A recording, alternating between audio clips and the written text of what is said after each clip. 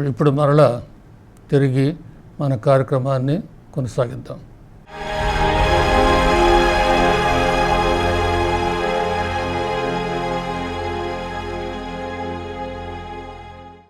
ఆదిలో ఆదాము ఏవలు ఒక తోటలో జీవించారు. వారి వలన మరణం అనేది సంక్రమించింది.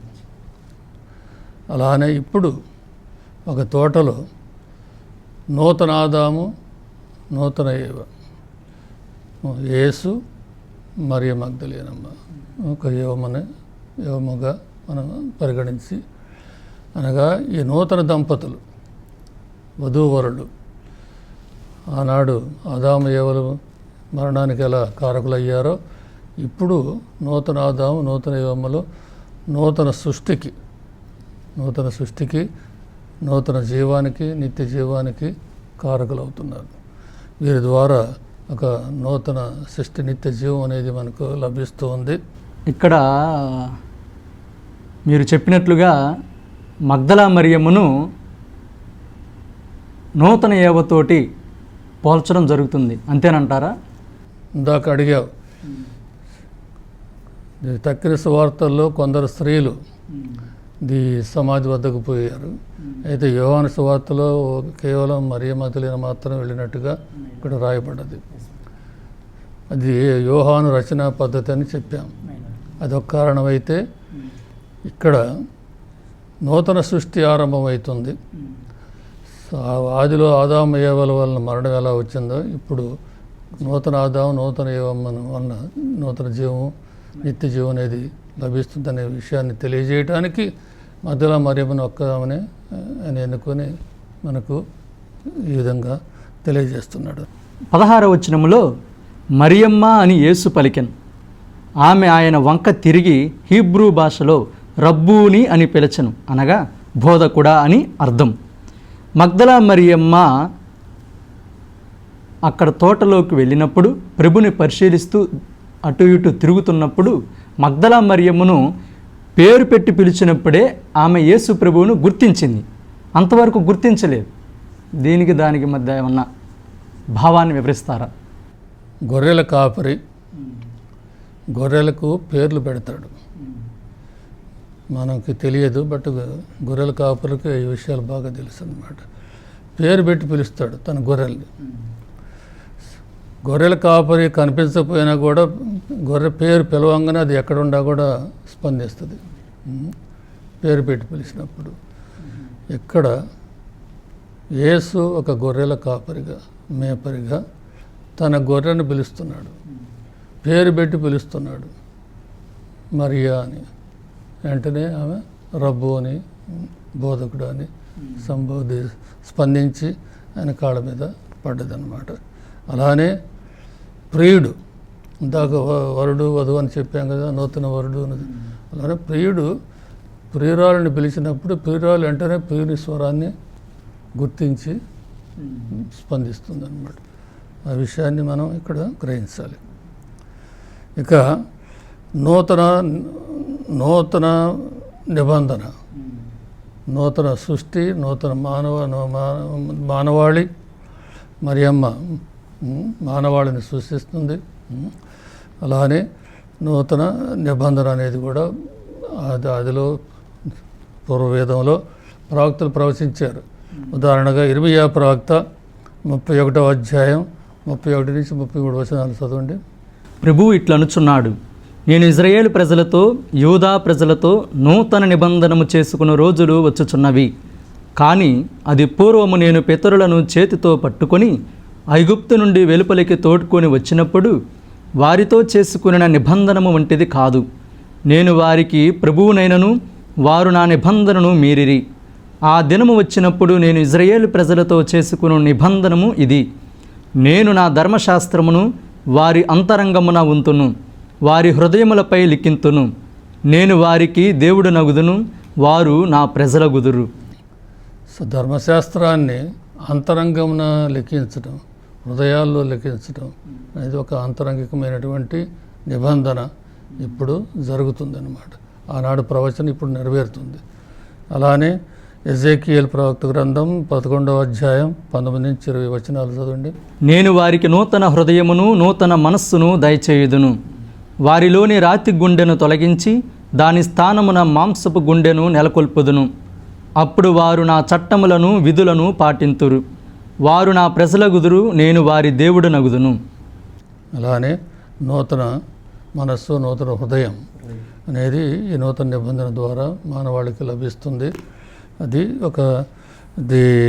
ప్రవక్త ప్రవచించిన ప్రవచనం ఇప్పుడు నెరవేరుతున్నట్లుగా మనం గ్రహించాలి అన్నమాట. అలానే ఇజ్రాయేలీ ప్రజల జీవితాన్ని మనం పరిశీలించినట్లయితే వారు మోషే వాక్కును పాటించే విధానంపై వారి జీవితం ఆధారపడ్డది. మోషే వాక్కును పాటిస్తే దేవుడు దీవించడం, ఎవరైతే దాన్ని అంగీకరించరో పాటించరో దేవుని తీర్మానానికి దండనకు గురి అయ్యారు. ఆ విషయాన్ని పూర్వవేదంలో మన ద్వితీయోపదేశకాండంలో 16వ అధ్యాయంలో 19వ వచనంలో మనం ఆలకిస్తున్నాం. అలానే యోహాను సువార్త 12వ అధ్యాయం 48వ వచనంలో ఇలా ఆలకిస్తున్నాం. నన్ను తృణీకరించి నా మాటలను ఆలకింపని వానికి తీర్పు తీర్చువాడు ఒకడు కలడు. నేను పలికిన నా వాక్కే అంతిమ దినమున వారిని ఖండించును. సో యేసు వాక్కును ఎవరైతే తిరస్కరిస్తారో ఆ వ్యక్తికి దండన అనేది జరుగుతుందని ఇక్కడ మనం గ్రహించాలి. అలానే సమాధి వద్ద అది లూకాసు వార్తలు మనం ఆలకిస్తున్నాం. 24వ అధ్యాయం 5వ వచనంలో సమాధి వద్ద 2 దేవదూతలు ఏమన్నారంటే ఆ స్త్రీలతో, మీరు సజీవుడైన వారిని మృతులలో ఎలా వెతుకుతున్నారు? ఆయన ఇక్కడ లేడు, లేచి ఉన్నాడు అని చాలా ముఖ్యమైనటువంటి వాక్యం. మీరు సజీవుడైన వారిని మృతులలో ఎందుకు వెతుకుతున్నారు? ఆయన ఇక్కడ లేడు, లేచి ఉన్నాడు. అనగా జీవం ఉన్న చోటనే సజీవుడైన యేసుని మనం చూడగలం, లేక కనుగొనగలం. ఎక్కడైతే జీవం అనేది లేదో అక్కడ యేసుని మనం కనుగొనలేము అన్నమాట. అనగా దేవుడు సజీవులకు దేవుడే కానీ మృతులకు కాదు. మన సంఘాలను మనం తీసుకున్నట్లయితే కలహాలు, వైషమ్యాలు, వర్గాలు ఇవన్నీ కూడా వీటన్నిటితోటి విరుద్ధంగా జీవించేటువంటి సంఘాలు ఉన్నాయి. వాటిలో అటువంటి సంఘాల్లో ఉత్థాన యేసును మనం చూడగలమా అంటే చూడలేము అన్నమాట. ఎందుకంటే జీవం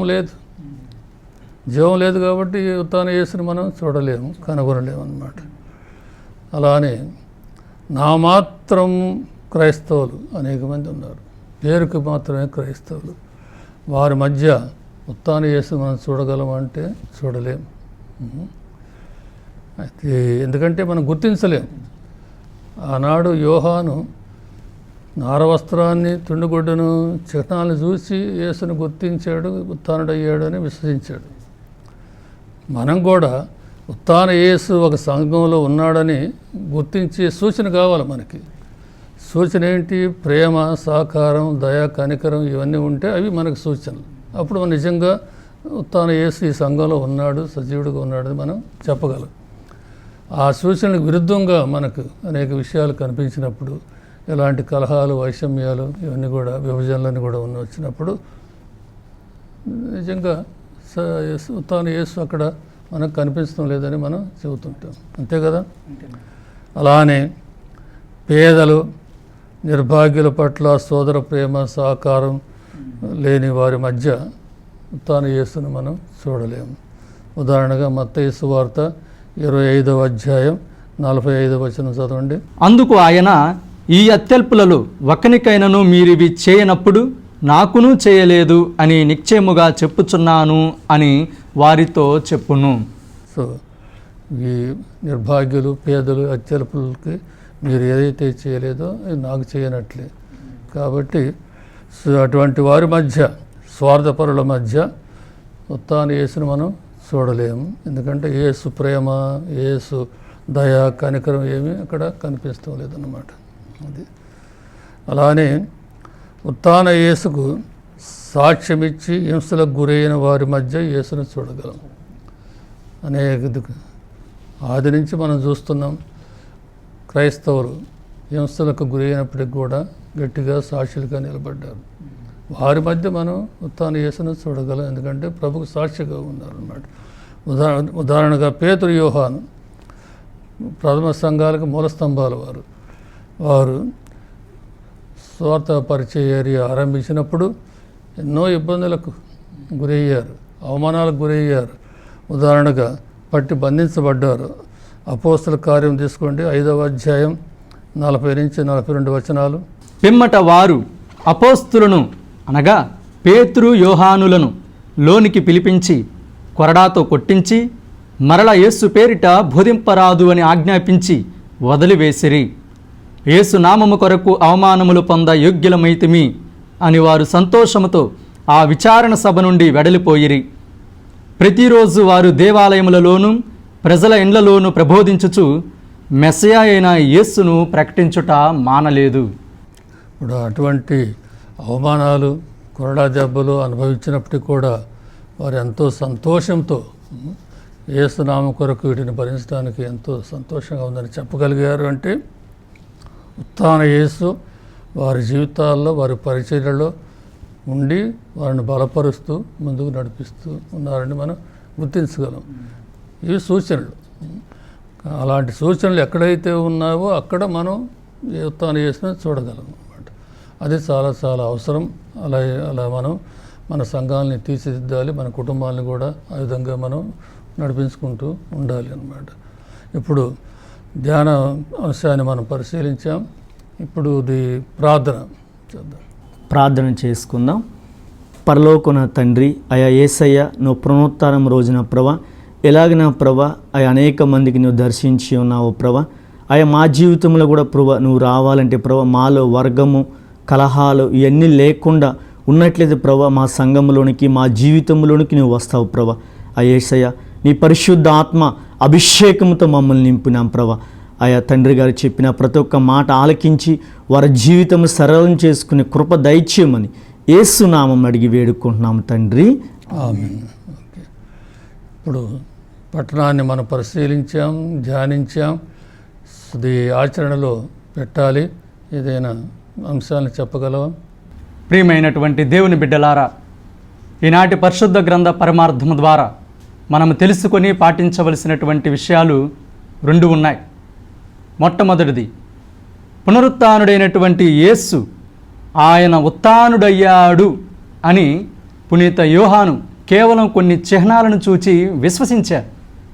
మరి మనమందరం కూడా అలానే దేవుని వాక్కు అనగా బైబిల్ గ్రంథాన్ని ఆధారం చేసుకొని క్రీస్తు ప్రభు ఉత్థానుడయ్యాడు అని ఆ ఉత్థానుడైనటువంటి యేసయ్యను స్వీకరించాలి, పరిపూర్తిగా విశ్వసించాలి.